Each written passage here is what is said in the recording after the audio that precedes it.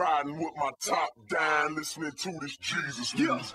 Back on the grind again. I know it's been a little while, but it's time again. Folks asking great, where you gon' rhyme again? I'm like, hold up, give me time, my man. See a lot of things change, some stay the same. Went from H-Town to D-Town to Memphis, man. One thing is for sure, everywhere I go, people call up in themselves, money, cars, and clothes. Yeah, they talk about it all the time and put it in their song. They drive around and play it loud like it ain't nothing wrong. And now they talk about is simple stuff. Got everybody acting bad, thinking that they a thug, and they trying to drown me out. Alright, we on. Alright. We're gonna sing something up here. We're gonna sing. Y'all know where it says. No! Happy birthday to you. Happy birthday to you. Happy birthday, dear Ben. Happy birthday to you. Can't wait for 25 already. That's amazing. Alright. How y'all doing tonight, though? I haven't talked to all y'all yet. Y'all doing good? Alright. That's my answer, so good. Sorry.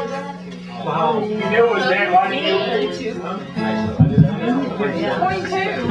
I did the free side. I feel like I'm about 32. Alright, y'all got to let's do your name first. Ready? Oh, that's pretty good. We have a lot of light. Very sensitive. Yeah, it's very sensitive.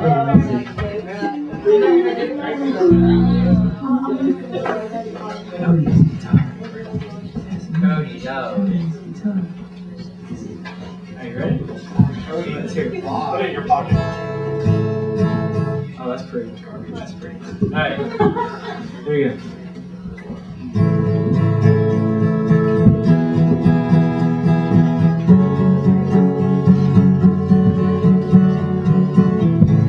Blessed be your name, the land that is plentiful, with the streams of abundance flow. Blessed be your name. Blessed be your name, even I'm found in this desert place. Though I walk through the wilderness, blessed be your name. Every blessing you pour out, I'll turn back to praise. When the darkness closes in, Lord, still I will say, blessed be the name of the Lord. Blessed be your name. Blessed be the name of the Lord. Blessed be your glorious name. Blessed be your name. When the sun is shining down on me, when the world is all as it should be, blessed be your name. Blessed be your name. On the road marked with suffering, but the table moving offering, blessed be your name. Every blessing you pour out, I'll turn back to praise. When the darkness closes in, Lord, still I will say, blessed be the name of the Lord. Blessed be your name. Blessed be the name of the Lord.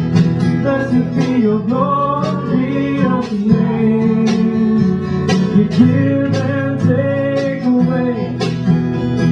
You give and take away. My heart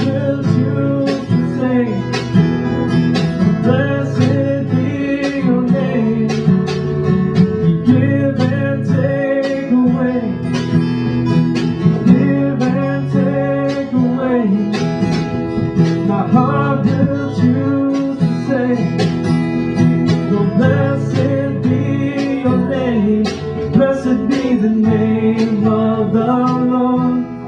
Blessed be your name. Blessed be the name of the Lord. Blessed be your glorious name.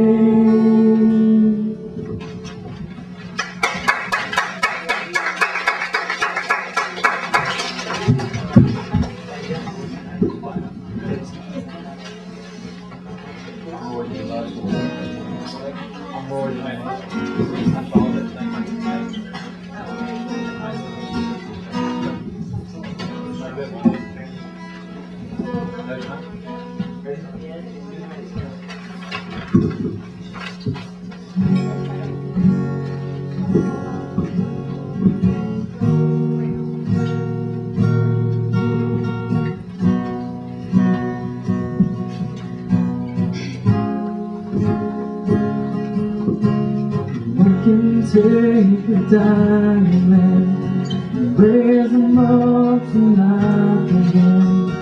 What can heal the wounded soul? What can make us white as snow? What can bear the emptiness? What can mend our brokenness? Our brokenness.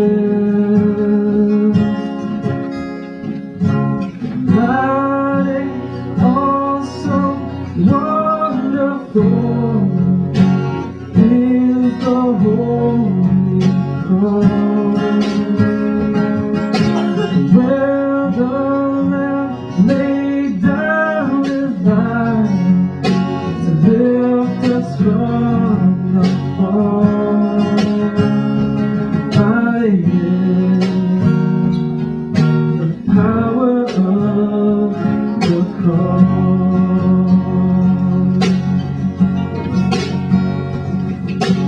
What restores our faith in God? What reveals the Father's love? What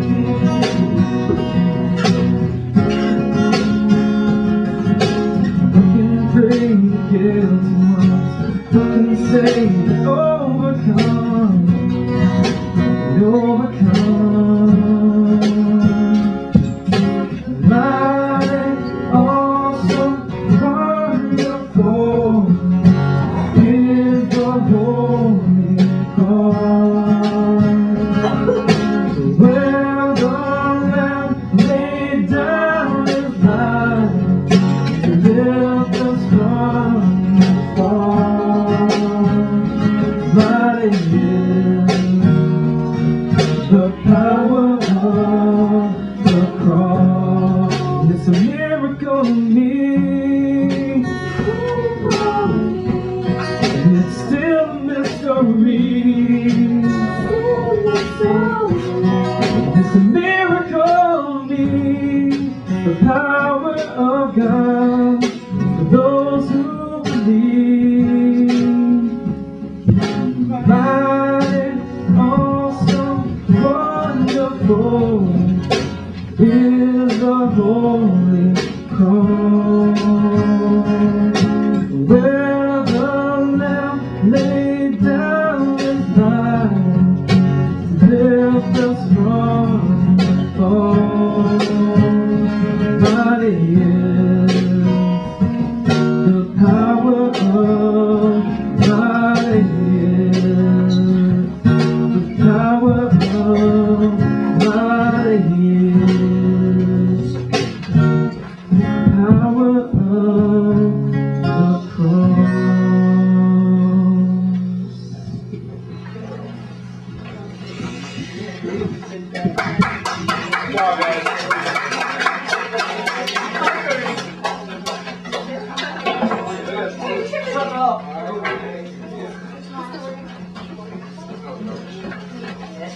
Good job, Judah.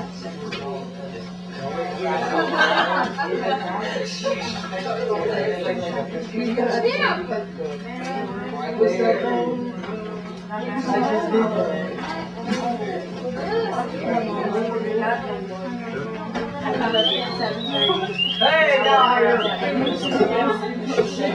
want to give it a Guys,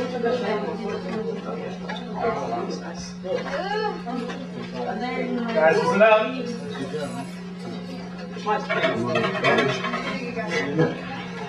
Please.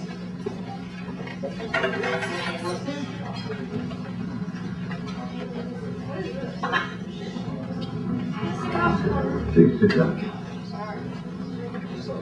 So, how is Lincoln's sickness today? Not so good, I guess. Why do you say that? Well, if I'm here, it means I'm not so good. That's a rather negative association. My only job is to see that you're happy. Things are okay with you. Right. Your file shows that you've been interacting regularly with Jordan to Delta. There's no law against friendship. No, we encourage it, but obviously proximity could become a concern. I know the rules of proximity. You've been doing quite well in most other areas. Proficient at work, exercising rigorously, but screening has picked up some trace levels, changes in your metabolism. And you've been having nightmares. Are you saying there's something wrong with me? Why don't you tell me about your dream? Well, it's the same dream every time. I'm on a boat headed to the island. A boat? What kind of boat? A nice boat. Draw it for me, would you?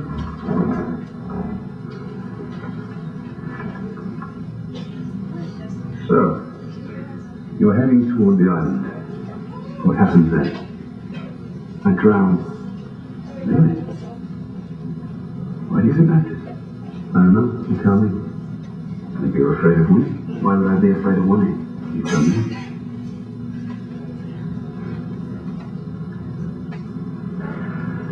What's troubling you, Lincoln? Michael. What? It's just... Alright, Tuesday night is tofu night. And I'm asking myself, who decided that everyone here likes tofu in the first place? And what is tofu anyway? And why can't I have bacon? I line up every morning, and I'm not allowed any bacon for my breakfast. And let's talk about all the white. Why is everyone wearing white all the time? It's impossible to keep clean. I'm walking around, I always get the gray stripe. I never get any color, and I hand it in to be cleaned, and someone cleans it and folds it neatly back in my drawer, but who? Who is that person? I don't know. I want to know answers, and I wish that there was more. More? More than just waiting to go to the island. I was watching that. I know. Why can't you have bacon? Because it's greasy. He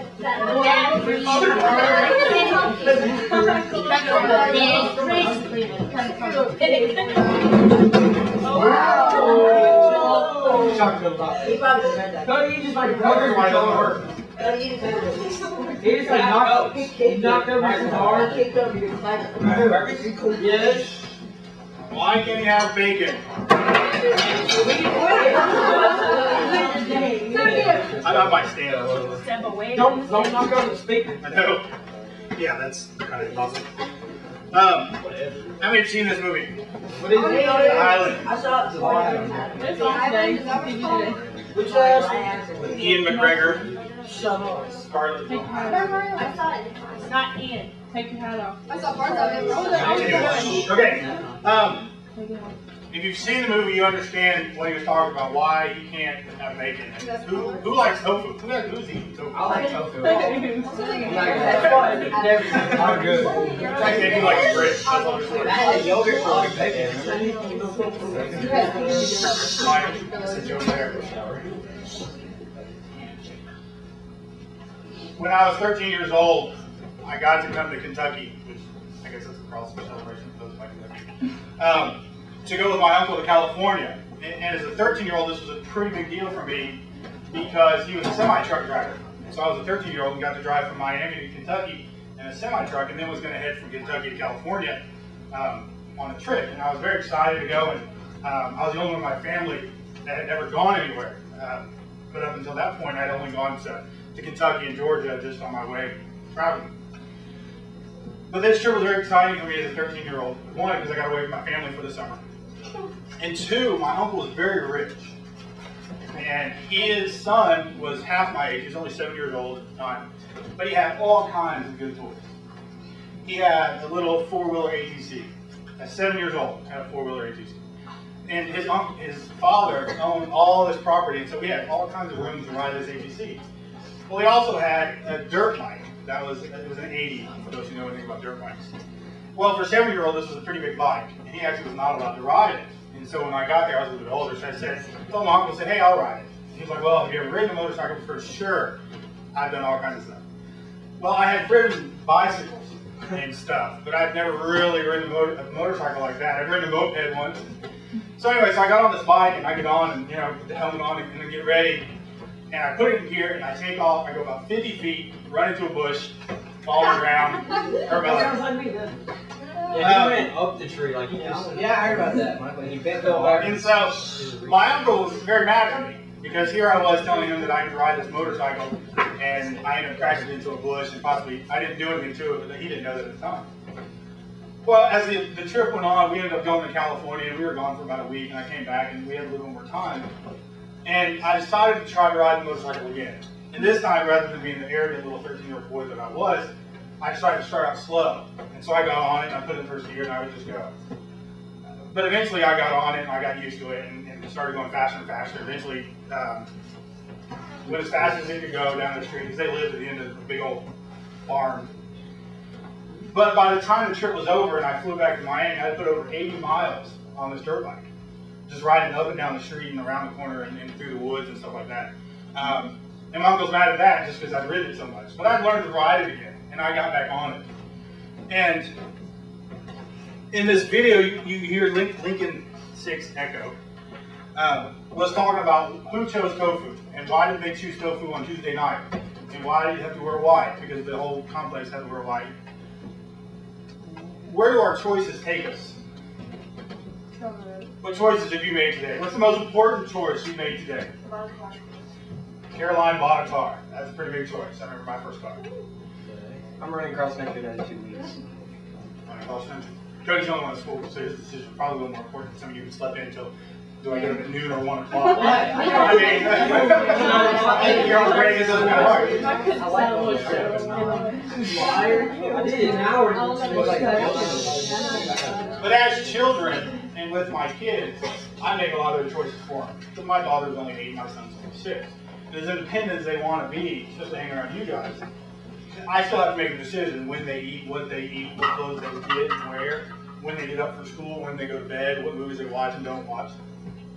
But as teenagers, you guys, I'm sure most of you dress yourselves, pick out your clothes. Some of you, it's obvious that you pick out your own clothes, especially shoes.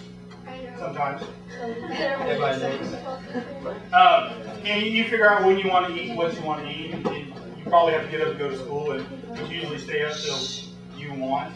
Specifically on the weekend, some of you have been known to stay up till 5, 6 in the morning. There's nothing wrong with that. There's nothing wrong with it. I do it on Friday nights too. Every night. Yeah. Actually, I do. We're gonna come to your house and spend and some of our choices that we make, and we talked a little bit last week about the choices that we make as Christians, lead us down wrong paths, but every choice we make builds on and helps us make the next choice. I used to kid with Beth that every girlfriend I had up till her was a little bit like her.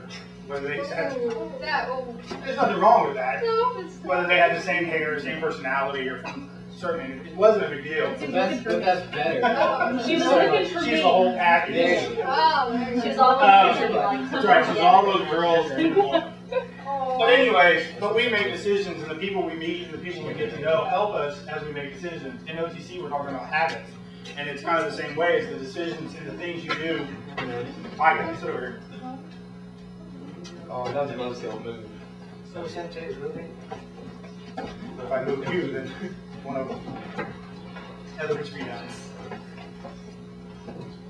But our habits and decisions form the life that we have, and they will eventually shape our future, what college we go to, or maybe send your mom. Some of you, Cody, Caroline, Caitlin, for those who don't know, this is Caitlin Bailey. Everybody, hi Caitlin. She does the most essential for those who go. She came to corner with me. Yeah, she helped paint this room, so if it's ugly, it's their fault. I'm just kidding. Anyways, but there, Caroline and Caitlin are juniors. Cody's a sophomore. Chrissy's a junior. Those are decisions. College is coming up. They're going to have to make that decision. That's a pretty big decision. I got scouts on me, son. It's funny. But today, Yeah. over the next month, for the next 4 weeks, we are going to talk about service and what it means to serve. Tonight we're going to talk about the Israelites, and we're going to talk about, I want to build up to the story so I get to the point. Pastor has been talking about Joshua and Jericho and stuff like that, but I want to kind of give you the entire story for those who don't listen or haven't been here on Sundays. How many know who Moses is? Okay, that's where I'm going to start. Moses was picked by God to lead the Israelites out of Egypt. They were in captivity, they were slaves, and God said, it's time for my people to be dismissed. It's time for them to go. I want them out of there. So he chose Moses, and Moses kind of fought with him, said, God, I'm a stuttering fool, I don't know what I'm saying. You don't want me. God said, no, I want you because I can use you to do anything. Long story short, Moses went, got the people, crossed the Red Sea. Everybody know the Red Sea story? At 2 players. Okay, 2 players. No, 2 fights. Anyways, Moses, they crossed the Red Sea. God promises them this very great land. He promises them that they're going to this land that is so fabulous they can't conceive it. And overflowing with milk and honey. Great. Well, the Israelites, and we talked a little bit about this before, were very fickle people. Here it is, these people that were rescued from slavery. God was providing for them, yet they still found reasons to whine. The first time they were whining because they didn't have any food and God wasn't giving them food. So God said, okay, well, I'll give you this bread that'll come down every morning. All you have to do is pick up enough for the day, and every morning it'll be there. They complained about that. Then they said, well, we don't have enough water. We're walking around the desert with not enough water. God said, well, okay, Moses, strike this rock, and water started flowing from this rock. But over time, they continued to grumble. They continued to try to appease themselves in a certain way. Well, at one point in that time, Moses was told by God to send 12 spies into the land that he was going to give them so they could look to see what it was like. And so he picks one person from each tribe, and Israel was actually broken into 12 tribes. And he picks one person from each tribe and says, go in, see what the land's like, tell us, kind of survey what's going on. And military people do this today. They go because they want to know what the battle's going to be like, how many people they need, what kind of forces are they dealing with. So they send in these 12 people, they go in, and they see all kinds of stuff, and grapefruit, and farmland, and all this good stuff. And they also see these really big people, and they're actually categorized as giants. Well, all 12 of them come back. 10 of them say, we can't do it. We can't. There's too big, there's too many of them. There's no way in the world that we, the Israelites, can take these people down. 2 of them, Joshua and Caleb, said, no way, we can do it. God's help, we'll take the land. Well, God was not happy about that. He was not happy that the 10 did not have faith in him enough, and even Moses questioned God. And so he sent them in the desert for 40 years. They had to wander the desert for 40 years. Can you imagine what it's like to wander the desert for 40 years? Some of y'all are going to struggle hiking 2.5 miles. Can you imagine walking 40 years? So anyway, so the 40 years went by, and Joshua became the leader. Moses died, and he had led his people. And so Joshua takes control and leads the Israelites through fierce battles, and they overtake all kinds of people and start taking the land that God has given them. And the part of our story where we get to right now is Joshua has done everything that God has called him to do. They have taken the land, they have split it up among all the people, and each tribe is given their own section of land. And Joshua is giving his farewell speech. It was custom in that day for the leader to give like a farewell speech when everything was over, when he was ready to die, and Joshua knew that he would die. And anyways, and so this is where we come to the verse. Joshua has dealt with them for quite a long time. He has dealt with the fickleness and the up and down, and I'm going to say womanness just because they were very undecisive and they were very, pain in the neck and stuff like that. You laugh, it's here. Yeah, you can tell your parents all that. You're not kidding.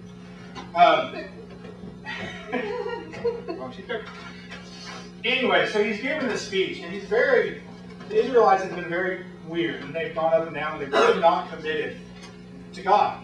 Even though God has done this fabulous stuff, took them out of slavery, gave them all this stuff, gave them this incredible land, more than they could ever have done on their own.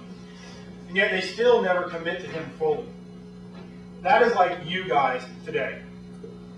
Some of you have been Christians a few years. Some of you are brand new Christians. Our youth group stands on the verge of something. And tonight you guys are going to decide what that something is. We have struggled as a group. I think there are not one single person here besides Caroline and Caitlin that have been here since I started in the youth group. Not a single person. You guys, most of you, a lot of you have come within the last year or so.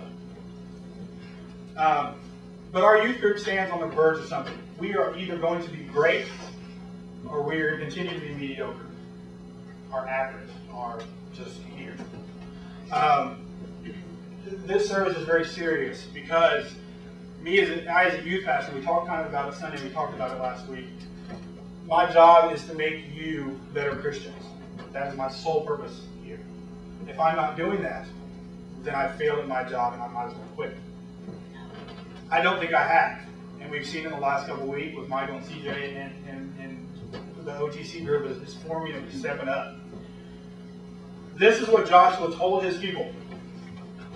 But if serving the Lord seems undesirable to you, then choose for yourselves this day who you will serve, whether the gods your forefathers served before the river, or the gods of the Amorites, in whose land you are living. But as for me and my household, we will serve the Lord. That was a question he gave him. That was a pretty big question to give him. And to you, I give the same question. We're talking about service, and the next coming weeks we're going to talk about serving your parents, serving your friends, and serving people that you don't know. And we are going to, hopefully sometime in the month of October, do a service project, because I think that's one thing we're missing. But he tells them, who will you serve? Will you serve the gods that your people, your parents and the Amorites serve? Will you choose these gods that are made by man, that are nothing more than figures on the stand, that can't do anything for you, that kind of just sit there? Or will you choose the God that has saved you from sin, that has brought you out of slavery, that has fed you in the desert, that has dropped down the walls of Jericho? And this is where the point of the story is. It's hard, and I understand this, for you guys to be Christians. I'm with you. For me, it was a little bit easier because I went to a private school. I went to a Nazarene school. I was expected to be a Christian. If I wasn't then, I was a whole different story. But I understand the things that are out there. I understand the pressures that you guys have with friends and the way the world is currently seeing religion and how people are looking down if you're a Christian and how can people believe in this God stuff. The Bible is just a book written by some man a long time ago. It's not real. But you guys have to decide. Some of you have said you're Christians, but your life is kind of iffy. You're an Israelite. That's how they were now. Some of you are thinking about it. And I've talked to several people with everything going on about this decision and what it means and what it means to truly follow God. And that does not mean, and part of my frustration with you guys is my own fault and more bigger expectations than I should put on you guys. I don't expect you guys to be perfect. I'm not perfect. I don't get up in the morning and shout glory to God, read my Bible for half an hour, run to work singing Christmas carols or anything like that. I don't do that, so I shouldn't expect you guys to do it. But what I do expect, and it's kind of, if you follow the Titans, it's kind of, I heard a radio show, they were talking about this. And they were talking about when a football team is bad, what you look for is progress in some area. It's okay that they're bad and they lose. But if they continue to get worse, then the team's headed for decline. But if you see sparks, the team is getting better. We are seeing sparks in our group. We are getting better. We are progressing as the weeks go by. But today is the time that we have to make that decision.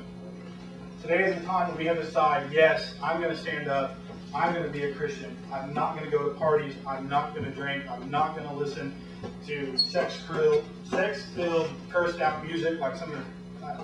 I brought the song by Fergie on Sunday and actually read the words. London Bridge is the song. Anyways, it is a good song that's all about sex and has cuss words in it and stuff. If you don't believe it about sex, you really need to listen to the words sometimes. But as a Christian, these are things that you have to be careful of doing. And we talked last week that people, when they look at you and you say you're a Christian to anybody at school, they're going to see why you're different. They want to know what makes you different. we water down Christianity a lot because a lot of people say, well, I'm a Christian and I went down to the altar, but you know what, I'm going to still skip church and go to the Titans game, or I'm going to listen to this music and go to this party and have a couple of drinks, and it's not a big deal because I'm not going to get drunk, and all these other people are terrible and they get drunk, and I had to drive them home. People look for you to be different. If you're in a choir, if you're on a sports team, if you're on a club, even if you just hang around your neighborhood, people who are not Christians look to see what is different about those who call themselves Christians. Because believe it or not, people want to come to church. People want to know about God because they want something in their life that is not fake, that is not phony. And God is not. God is there. You either believe He's there or not. Whether you believe He's there does not mean He's not there.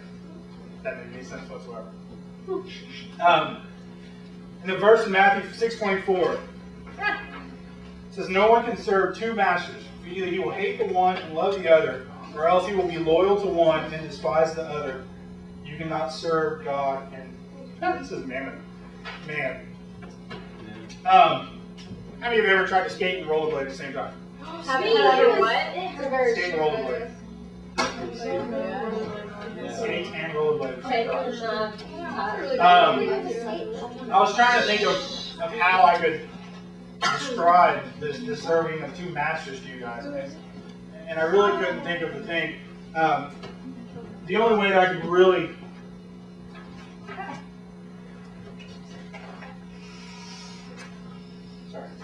lost my skin.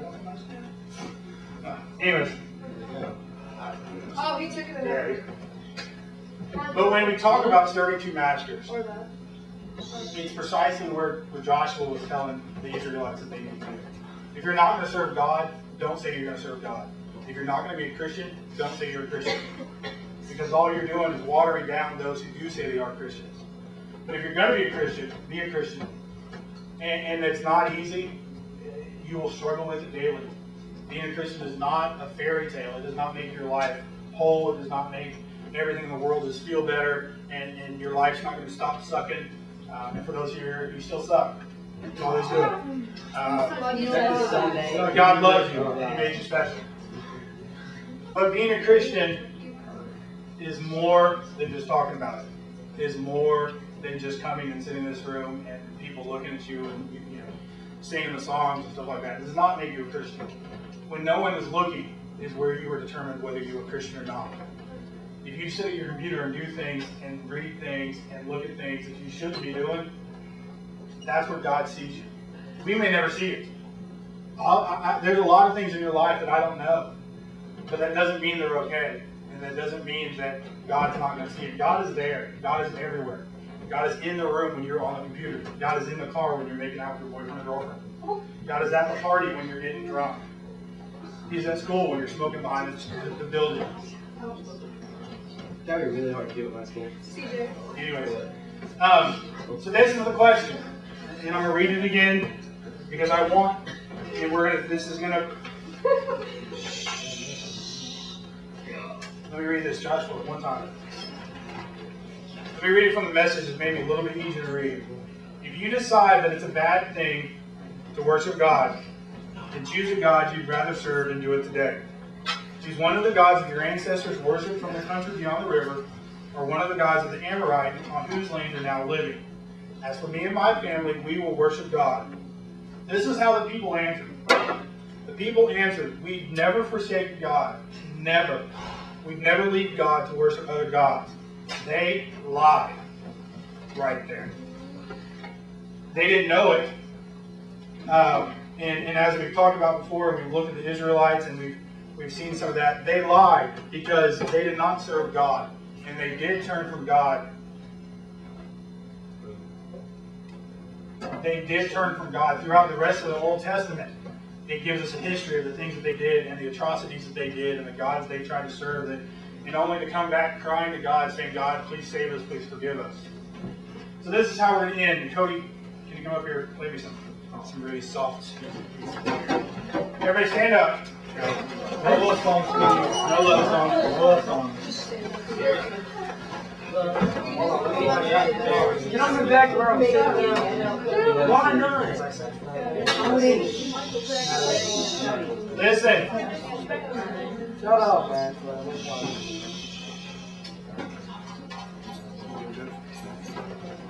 So this is what I want from you guys. And somebody asked me why we go to an altar. Why do we make a public appearance? It has to start somewhere.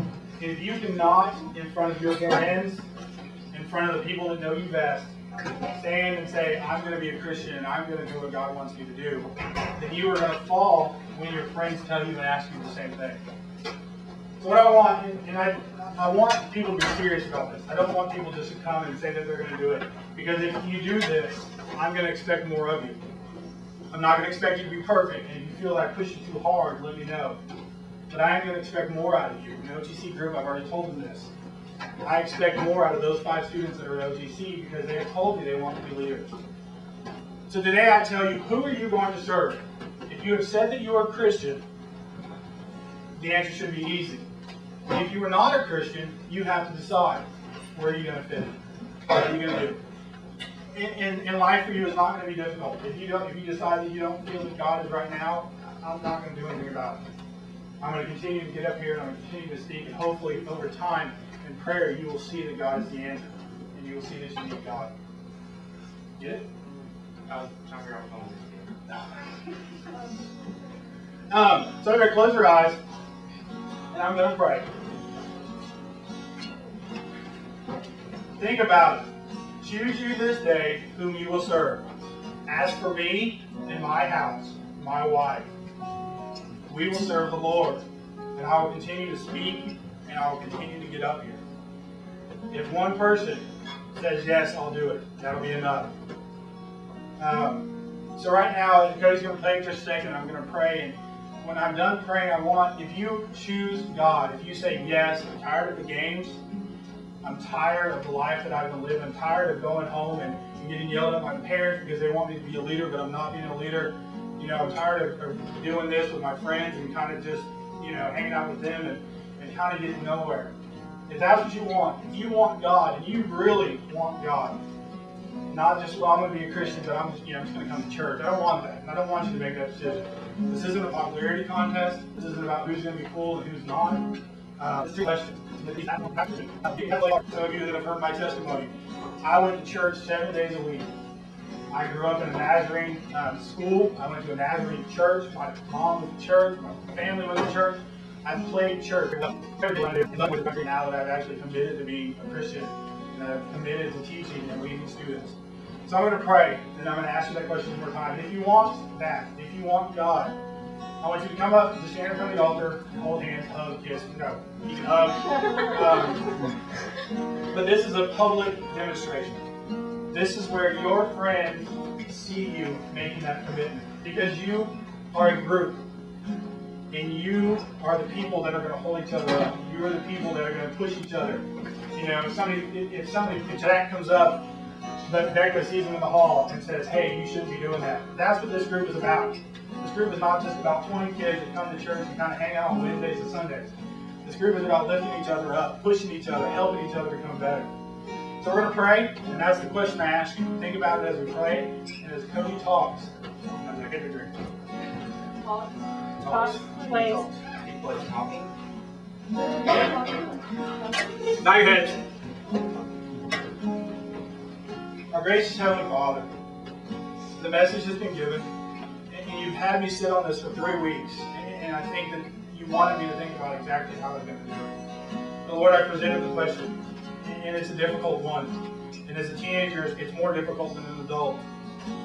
There's so much that goes on in the lives, and not just in school, but in friends and in sports and in choirs and clubs and in hangouts and all of that. They are going to reach and they are going to see people push back on them. People are going to question their faith. People are going to question why they believe in this God that no one's ever seen, this God that no one's ever talked to, but the God that will continue to be with us and be with us whenever we're struggling, whether it be for a test, whether it be for a football game, whether it be dealing with family or friends or suicides or anything. Lord, you are there for us, and all you want to do is help us. But you will not let us sit on the fence. You tell us in your word that if we are lukewarm, you will spit us out of your mouth. That it's not about just saying you're a Christian. It's not just about playing a part.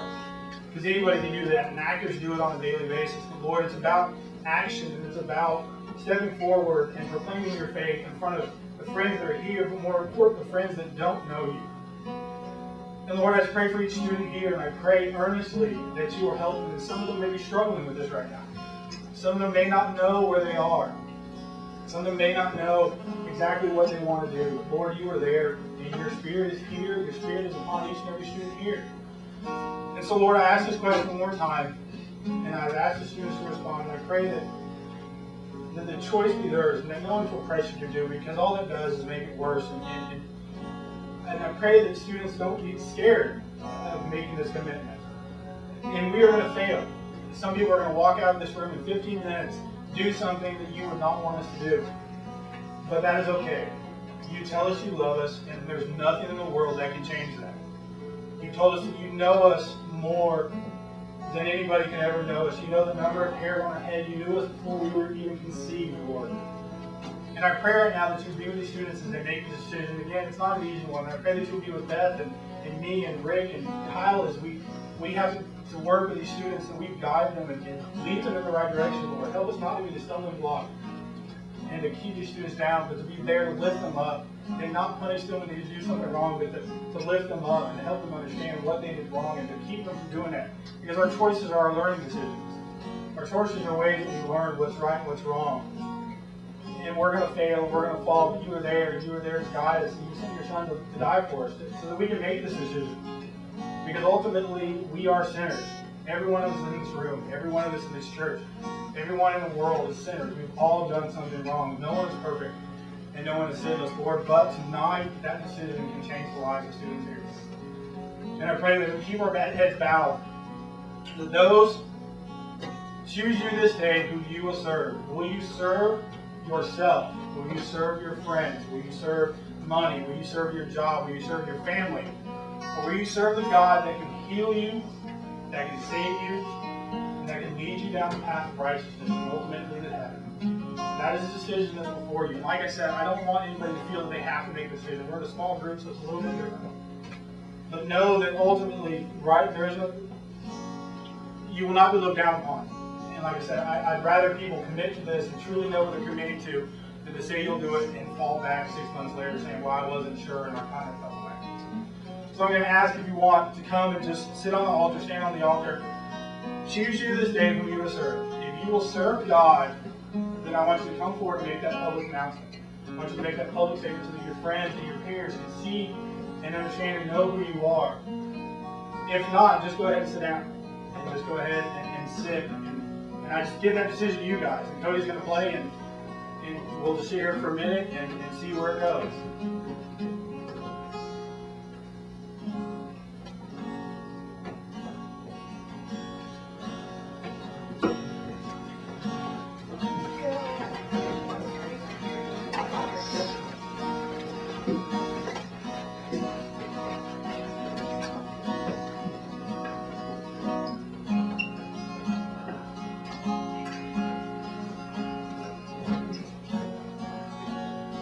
Ask Kyle to come up and just sing. I don't even know what song Cody's playing.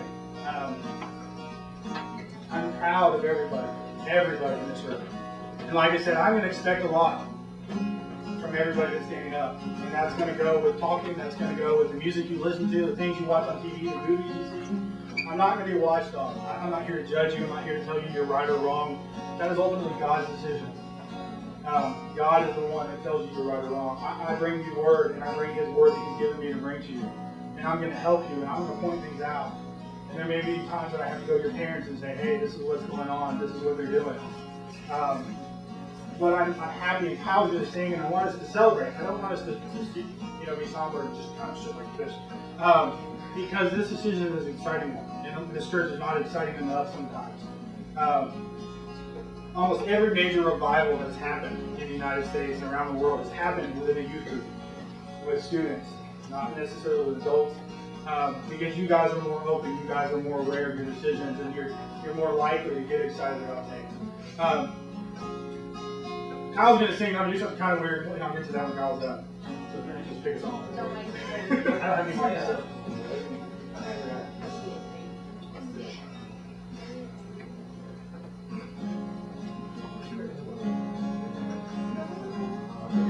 we know this?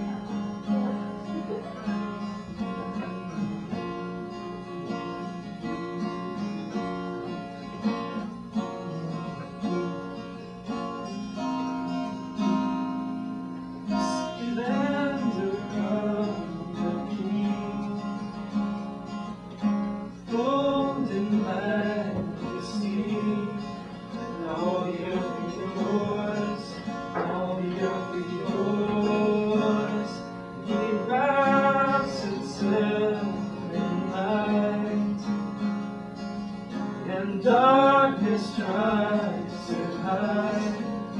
It trembles at his voice. It trembles at his voice. How great is our God? Sing with me, how great is our God? And all will sing, how great is our God.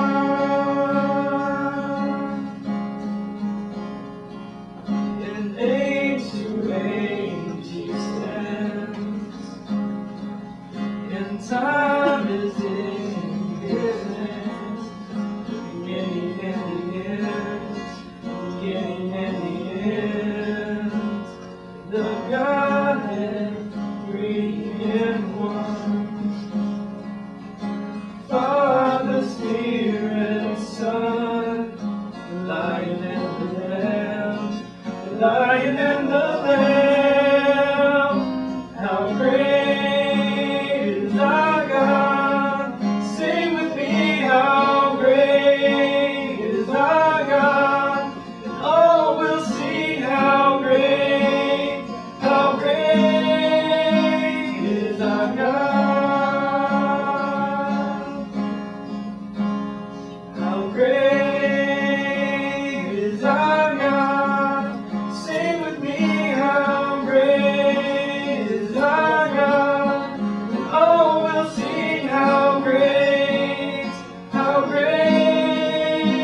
is our God. We're going to huddle up. I want everybody to come and huddle. Where? Right here in the middle. Hairline, hands up right here. Get the hands up.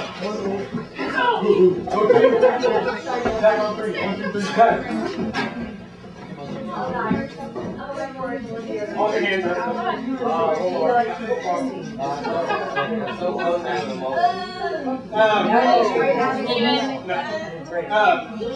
Everybody here? You got everybody in here? Go to red, go red. 1, 2, 3. Go God on 3. 1, 2, 3. Go God! That was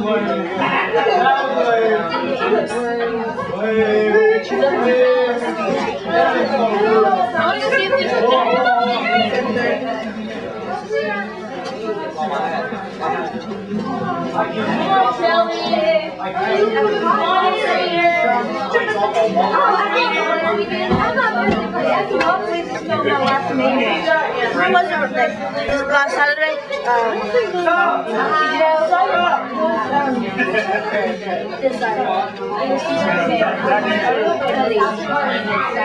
I started with comments about the thing that cheerleading always right.